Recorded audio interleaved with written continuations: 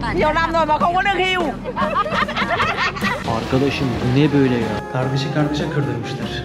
Asya'nın en pahalı balıklarından Amerika Savaşı'nda kullanılmış bir mağara var. Zamanında burada ne yaşamlar vardı Allah bilir. Çıktı. Şunun rengine bakın. Şu nasıl bir yarasa ya?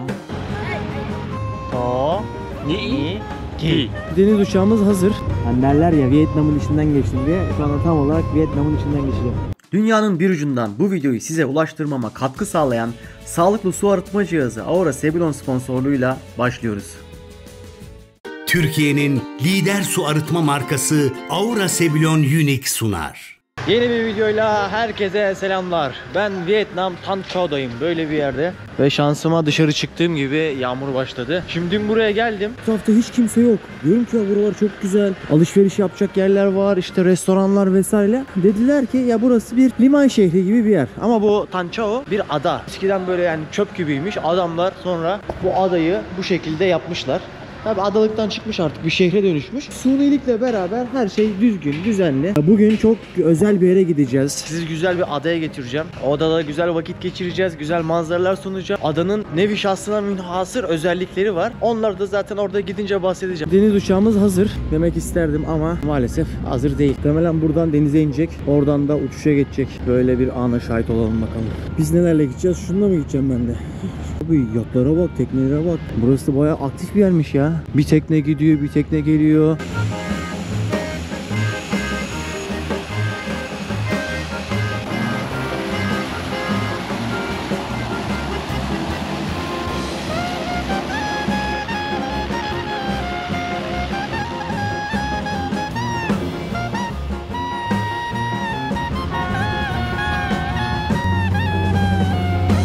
Gözden kayboldu bir anda ya.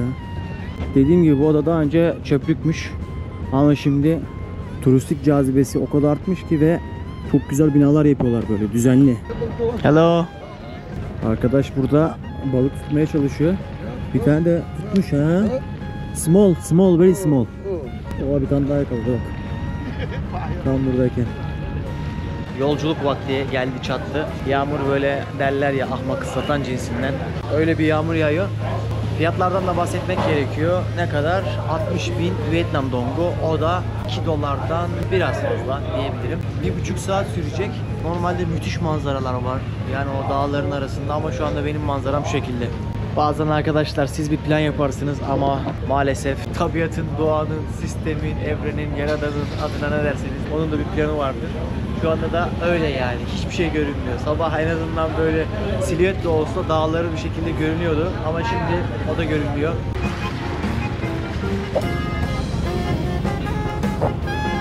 Ama hep böyle dağlara çıkarken şey derdim yani. Dağ, tabiat size yüzünü göstermek istediğiniz zaman yüzünü görebiliyorsunuz. Yoksa o göstermek istemediği zaman her yer böyle bembeyaz.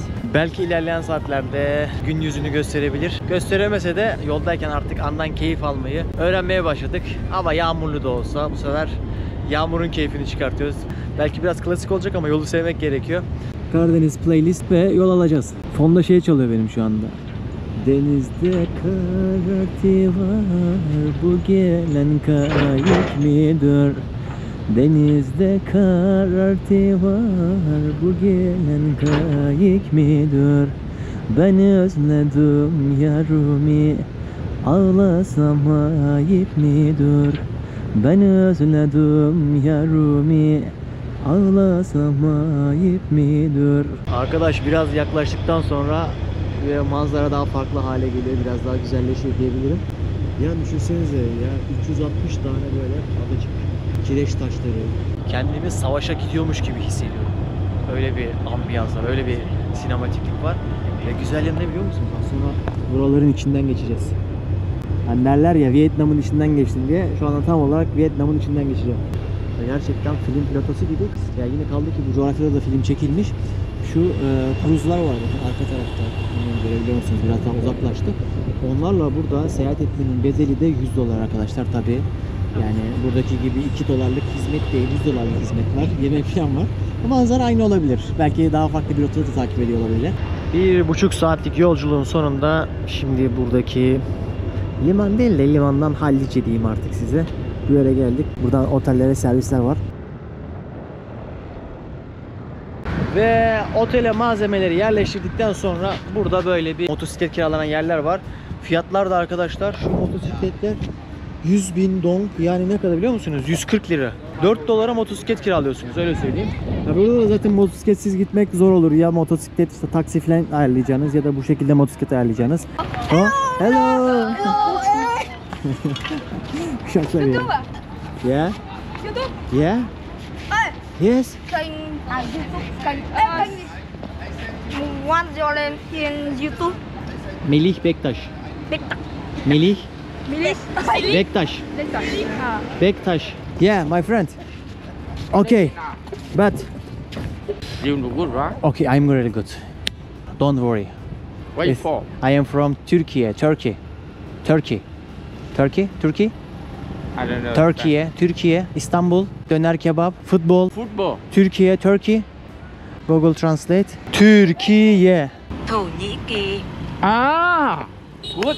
How can I say? Thổ Nhĩ Kỳ, Tuniki. Ah, okay, Tu okay. Tuniki. No, Vietnamese say Thổ Aha. Nhĩ Ni Kỳ. gi. To ni gi. Oh, good. To ni gi. To Nhĩ Kỳ. Evet, 140 lira fiyat verdi. Yani 2 günlük gibi fiyat diyelim. Hatta 1,5 günlük.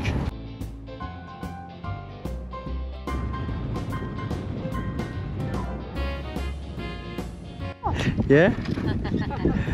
Bak nasıl topluyor, nasıl açıyorlar. Ăn sống à? Sonra. Anh sống này. Ăn hả? Đây. No, thank you so much. Thank you. Bé quá. Arkadaşım Çinli olduğu için hiç şey yapmıyor, yiyor. Bir daha deniyorum sizin için. Demin basmamışım.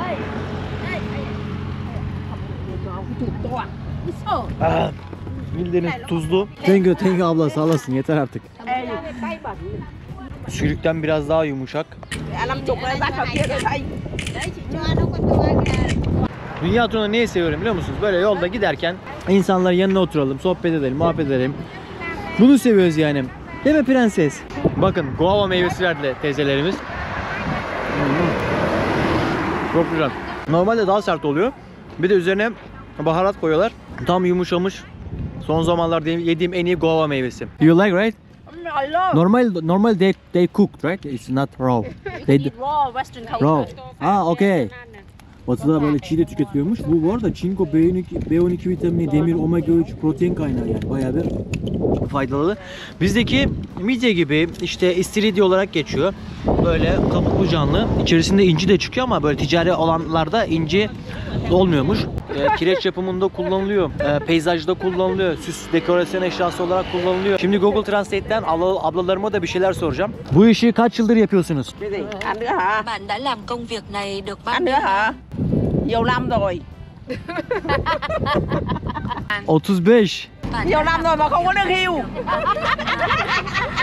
Abla bir şeyler söylüyor ama. İçerisinde hiç inci buldunuz mu? Con này nó không có ngọc trai.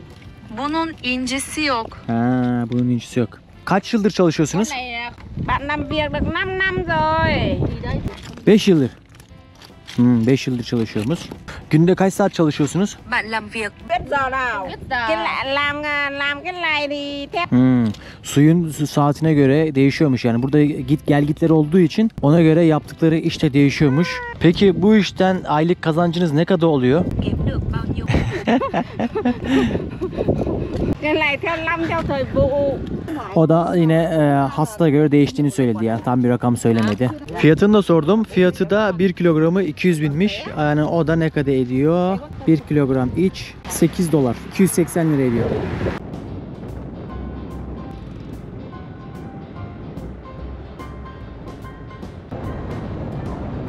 Arkadaş, bu yol sadece spor yapanların kullandığı bir yol. Tabii ki bir yaş sınırlaması yok. Sağlıklı yaşlanmak tam Vietnamlılara özgü bir şey. Bir tane obez Vietnamlı görmedim. Yani hepsi fit. Hepsinin ortalama boyu 1.60, 1.70. Ufacık tefecik ama güçlüler. Şimdi arkadaşım Regina bayağı bir detaycı, çok araştırmacı. Bana da şimdi anlattı, dedi ki Melih, bu dedi bak, bu dedi 8 saat falan sürüyormuş. 4 saat git 4 saat gel. Bu ise 3-4 saat sürüyormuş. O yüzden dedi bu kısa tur yapabiliriz dedi. Çünkü bugün bu adadan ayrılacağız. Şöyle bir çıkalım, bir ormanın içine girelim. İnanın böyle tabiatı seven bir insan olarak bu ormanların aralarında, içlerinde yürümek istiyorum. Burada ne hayatlar vardır gözlemlemek istiyorum gerçekten benim, çünkü yaban hayatı da çok ilgimi çekiyor. Videoları takip edenler bilecektir. Şimdi de böyle bir orman içerisine girmek beni yine heyecanlandırıyor. Umarım size heyecanımı aktarabilirim. Yarasalarla başlayalım. Abi nasıl yarasalar varmış? Nasıl bir yarasa ya? Farklı farklı. Şuna bak, fare gibi yarasa. Ama şunun hani Allah nasıl yaratmış. Gerçekten ilginç.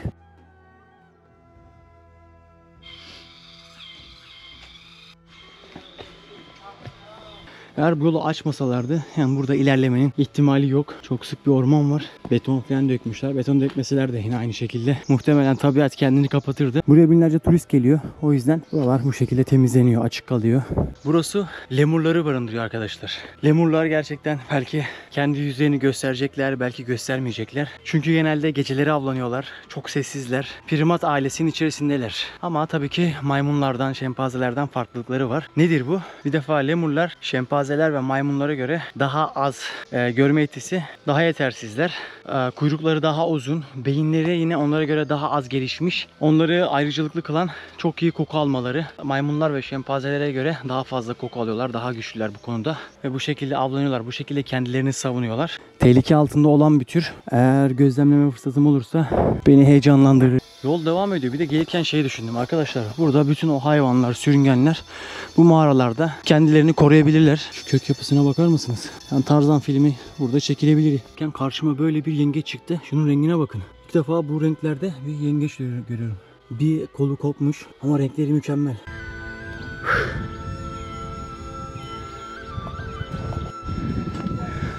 Güzel. Yukarıda böyle bir alan yapmışlar. Let's go. Size de şöyle göstereyim. Evet, şurası başlangıç noktası. It's so good, right? Oh, yes. Did you like? I've been to Better Mountains. Better Mountains. Me too, me too. Well, I don't compare. Where are you from? Singapore. Singapore. Okay, okay. I am from Turkey. Turkey. Oh, Turkey.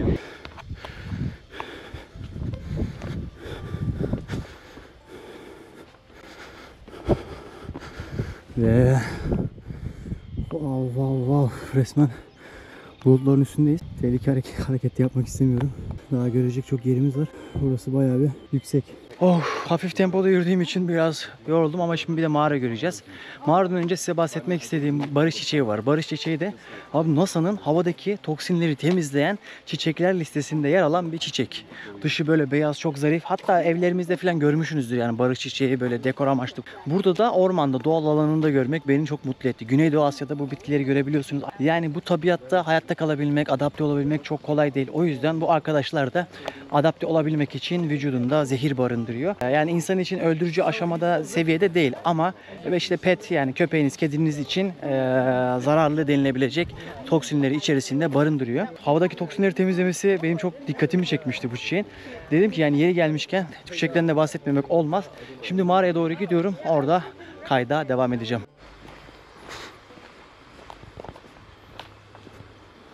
Mağara yolları. Buraya solan bir yer yapmışlar. Yalnız hep bir efor sarf etmeniz gerekiyor. Vallahi benim için değer abi. Şuraya baksana. Nasıl ormanlardan geçiyoruz ya. Amerika-Vietnam Savaşı'nda burada Hospital Cave dedikleri hastane mağarası var. Bu hastane mağarasında da yaralılar müşahede altına kalmış. Tedavilerini orada yapmışlar, saklanmışlar. Mağaranın hakkını vermişler. İnsanlar tabii ki savaşları mücadeleleriyle kazanıyor ama coğrafyada onlara çok yardımcı oluyor. Şimdi buraya bu insanlar adapte olmuş fiziksel olarak, psikolojik olarak. Böcek ısırığına bile adapte olmuşlar. Ama gel gelelim yabancı biri buraya geldiği zaman o adaptasyonu sağlayamıyor ve ister istemez de barınamıyor. Ve burada böyle bir mağara. Bakın. Güzel sarkıt dikitler parıl parıl parıldıyor.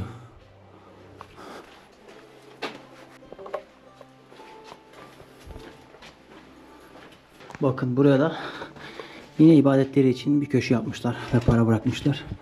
Tabi paranın yanında su, şekerle atıştırmalıklar. Çoğu mağarada bunu görüyorum. İnsanlar mağaraları hem barınak hem de ibadethane olarak kullanıyorlar. Baksanıza bazı yerleri kapatmışlar.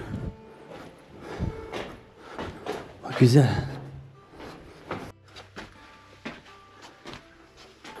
Yalnız şeyi fark ettiniz mi? Böyle ben size çekim yaparken iç taraftaki mağara yapısına dikkat edin. Yani kireç taşının erimesiyle oluşmuş mağaralar, kireç taşı mağaraları çok pürüzsüz. Ama böyle bir mağara oldu, böyle bittiden ziyade burada böyle mağara sistemleri var. Mağara bir yerden başlıyor, ondan sonra böyle başka bir yerlerden çıkıyor. Ve buradaki mağarada aynı şekilde bir sistem haline gelmiş. Bayağı bir zamanda burada ne yaşamlar vardı Allah bilir. Şimdi öyle bir yere geldik ki burada Vietnam-Amerika Savaşı'nda kullanılmış bir mağara var. Bu mağara diğerlerinden farklı. Nasıl farklılıkları var? Burası stratejik açıdan çok önemli. Aynı zamanda içerisinde aynı anda 100'den fazla hasta tedavi edilebiliyor.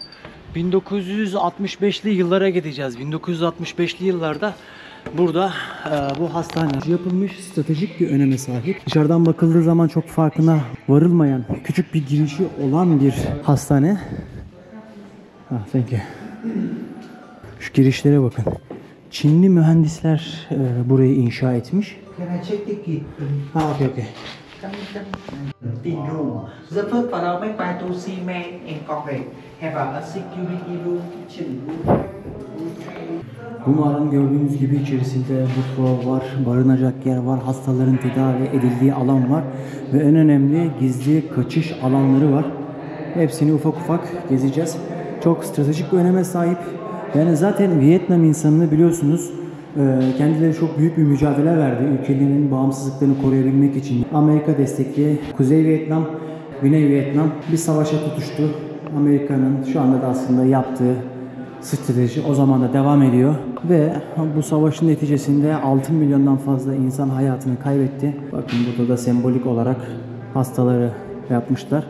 Tabi aynı zamanda burada bu şekilde alanlar kullanılmış. Bakın tam da burada Ho Chi Minh var. Bağımsızlığın en önemli isimlerinden, en önemli isim diyebilirim hatta. Vietnam'ın Atatürk'ü diyebiliriz Ho Chi Minh'e. Komutanlar ve üst düzey görevliler burada da yine hayatlarını idame ettiriyorlardı.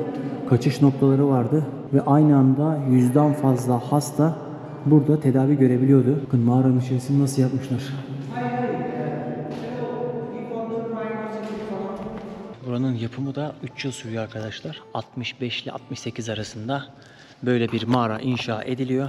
Ve günümüzde de işte ziyarete açılmış. Yani kolay değil ya, 6 milyon insanın vefatından bahsediyoruz. Ya onların Kurtuluş Savaşı gibi bir şey yani, ama işte kardeşi kardeşe kırdırmışlar.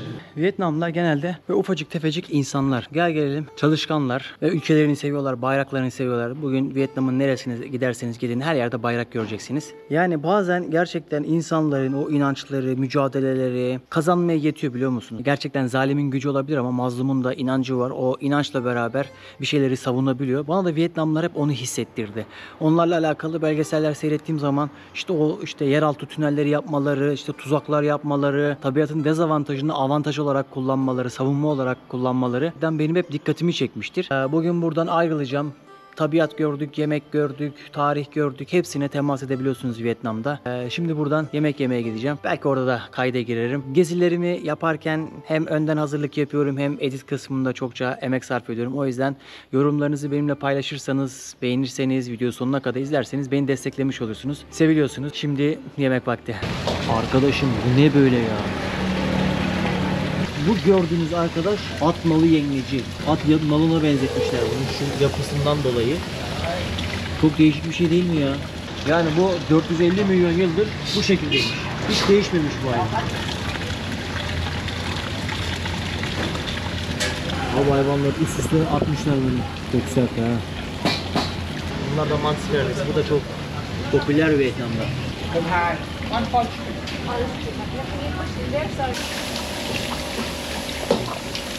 Balık bu şekilde hazırlanıyor. Karidesler bu şekilde hazırlanıyor. Temizliyorlar. Bunları suda haşladı. Ben bunu Tayland'dayken mangalda yemiştim. Mangalı da ayrı bir güzel oluyor. İçi de bu şekilde.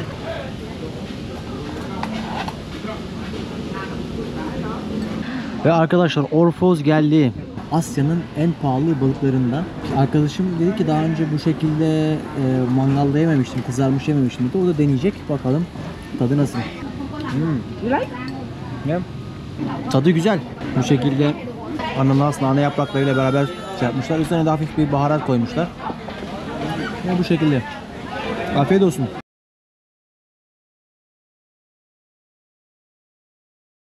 Türkiye'nin lider su arıtma markası Aura Sebilon Unique sundu.